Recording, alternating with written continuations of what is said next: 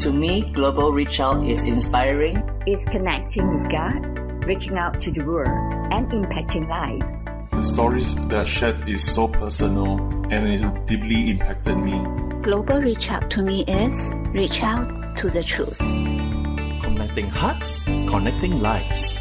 You're listening to Global Reach Out. Hi there. I am Dr. Gilbert Suhu, Adjunct Professor at Singapore Bible College and missionary with serving in Mission East Asia. Today, I begin a series of talks on the topic, my work, career, and vocation. I will focus on the marketplace from a personal perspective, hence the pronoun my in the heading. This is a very relevant subject since most of us work, but I intend to include those of you who don't work, whether because you are students, housewives, house husbands, or retired. So everyone is included. You will understand why in a moment. Sometimes people use the terms career and vocation interchangeably, but for the purposes of my talk, I make a distinction between the two words. By career, I mean the traditional full-time work from the first to the last, spanning many, many years. So a career involves a series of jobs we have had. For example, I myself began my career right after university by working in a private company. Later, I changed jobs when I joined another company to gain more experience. Afterwards, I made the jump from private industry to working for the government as civil service. Within the government, I worked at 3 different agencies in succession.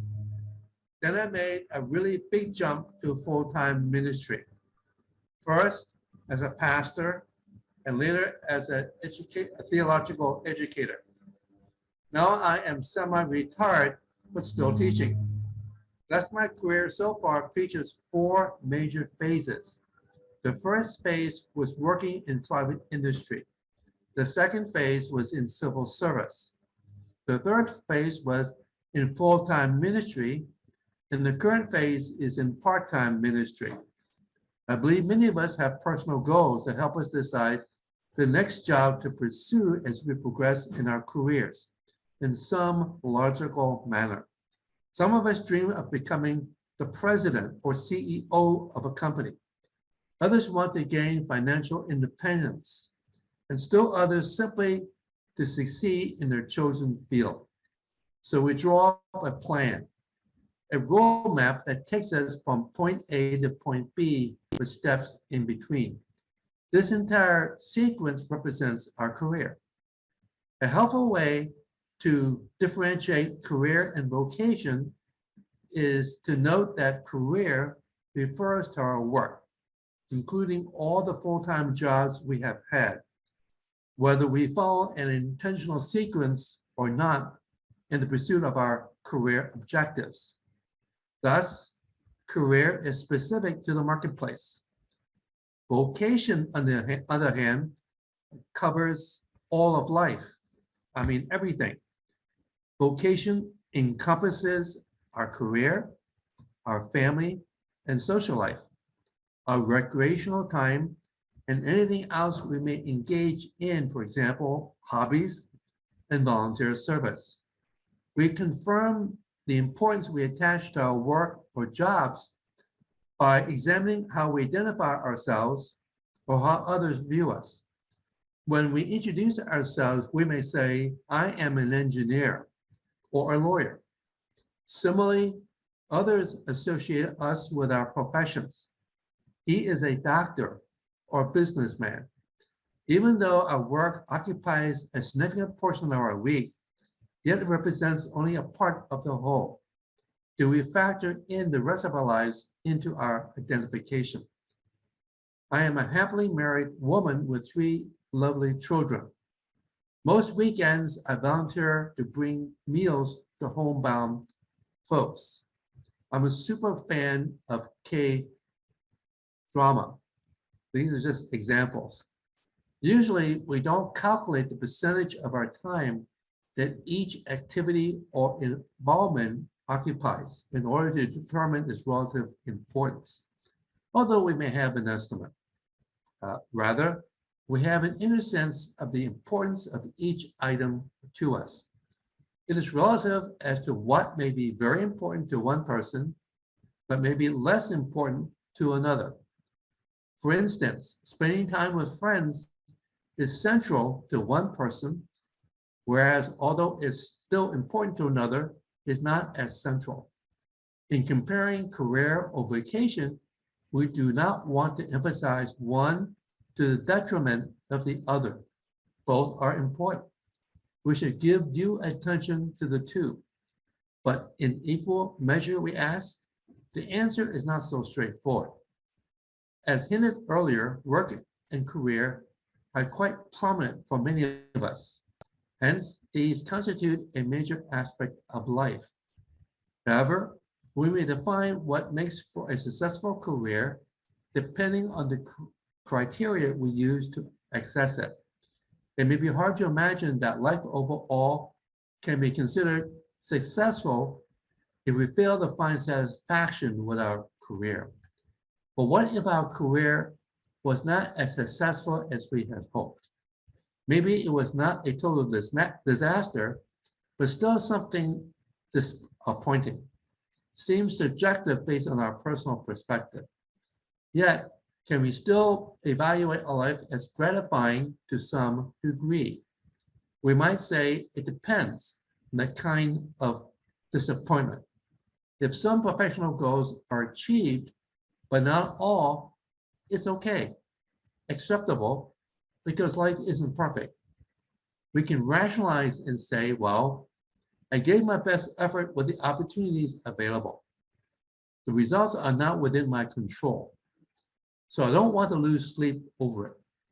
We want to avoid obsessing over our job or career because life is much more than work.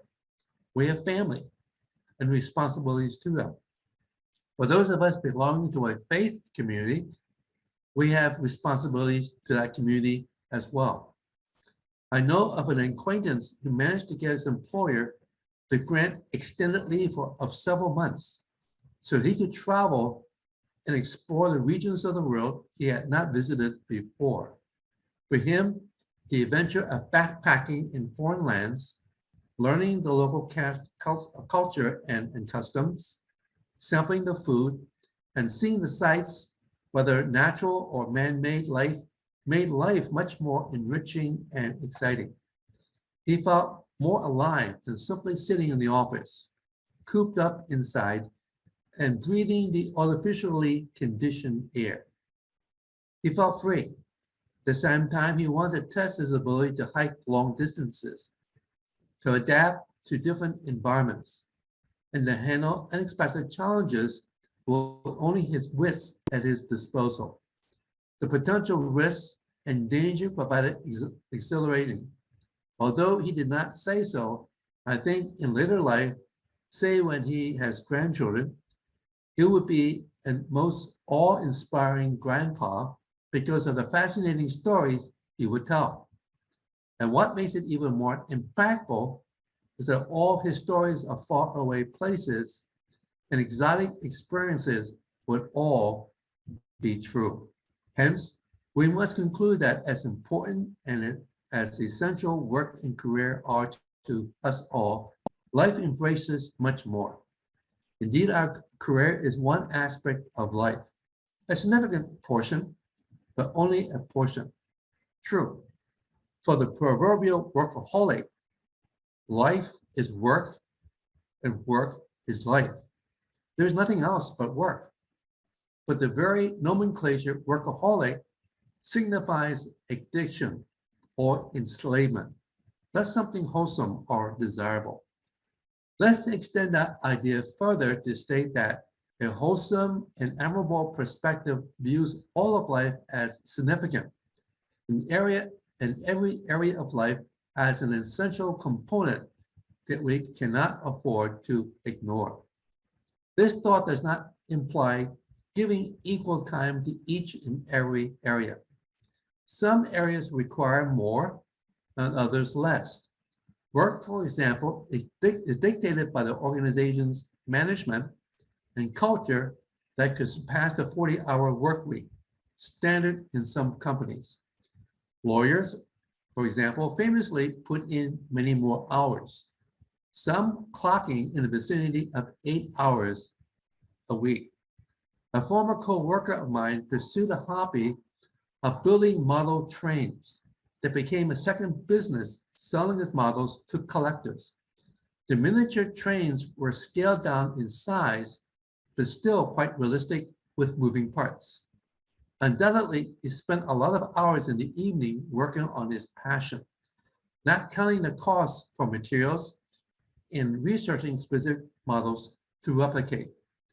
Before I focus more on the concept of vocation that encompasses all of life, let me take a closer look at the idea of work or a job.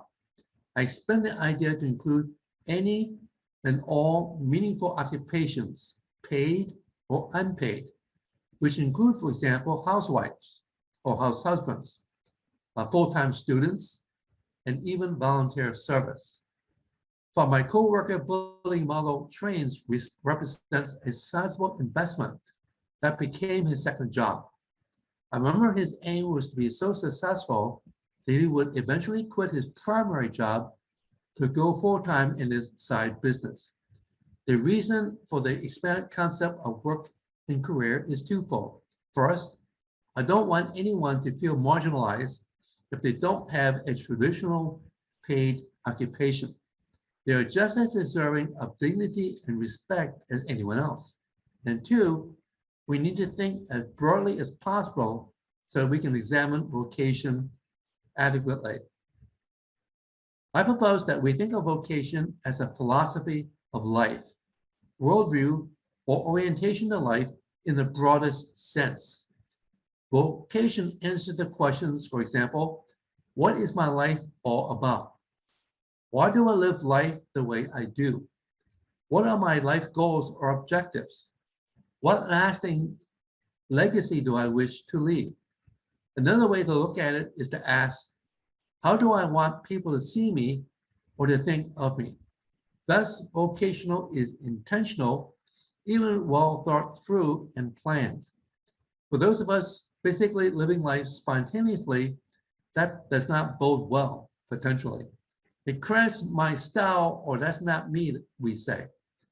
But intentionality and planning do not necessarily imply mapping everything out in full detail. Life can and should surprise us. The unexpected happens, sometimes pleasantly, and other times not so pleasant. We go with the flow, yet we carefully watch where we are heading. Well, okay, we've started our series on work, career, and vocation. We laid some of the groundwork. We'll take a fuller look at vocation next time. Well, in 1010, have a safe and fulfilling day. Take care. I have 3 questions or comments for you to consider in response to today's presentation here. First, a question, can you explain the difference between a job, a career, and a vocation? Number 1. Number 2, do you consider a non-paying or voluntary activity as work or a job? Why or why not? Number 3, define in your own words the concept of vocation. The program is proudly presented by Global Reach Out. We welcome you to share our live enriching webcasts with family and friends through our website, global-reachout.org. Let's reach out to bless more lives together.